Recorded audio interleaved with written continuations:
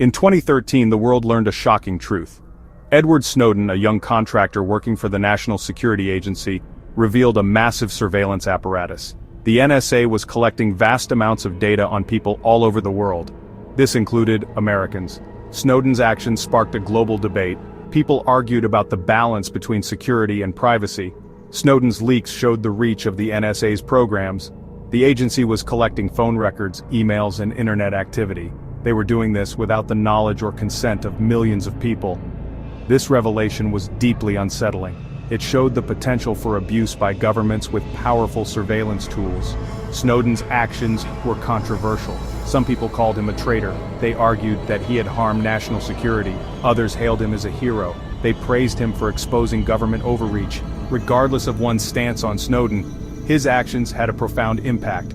They forced the world to confront the uncomfortable realities of government surveillance in the digital age. The debate he ignited continues to this day. Snowden's revelations sent shockwaves through the United States and beyond. Public outrage was swift and widespread. People were angry that their government was secretly collecting their personal data.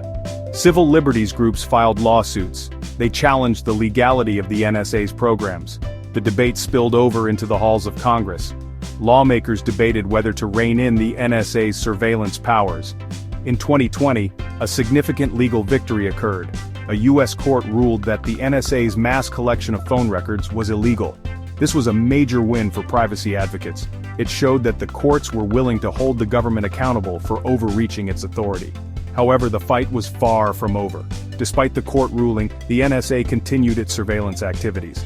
The agency found new ways to collect data. They exploited legal loopholes and expanded their partnerships with private companies. The battle between security and privacy was far from settled. Despite the public outcry and legal challenges, the surveillance state has only grown stronger. The NSA continues to collect vast amounts of data.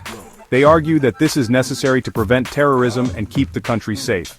However, privacy advocates warn of the dangers of unchecked surveillance. They argue that it erodes trust in government. It can also chill free speech and stifle dissent. People may be less likely to express themselves freely if they fear being watched. The proposed FISA reauthorization bill is a case in point. This bill would grant the government sweeping new surveillance powers. It would allow the NSA to collect even more data on Americans. This bill has alarmed privacy advocates. They argue that it is a dangerous expansion of government power. They are calling on Congress to reject it. The future of privacy in America hangs in the balance. The debate over NSA surveillance is ultimately a debate about the balance between security and freedom. It is a debate that has raged for centuries. But it has taken on new urgency in the digital age. Technology has given governments unprecedented powers to monitor their citizens. The question is, how much power are we willing to give up in the name of security? There are no easy answers to this question, but it is a question that we must confront as a society. We need to find a way to protect ourselves from terrorism without sacrificing our fundamental freedoms. We need to hold our governments accountable for their actions, and we need to demand transparency and oversight of surveillance programs. The future of democracy depends on it.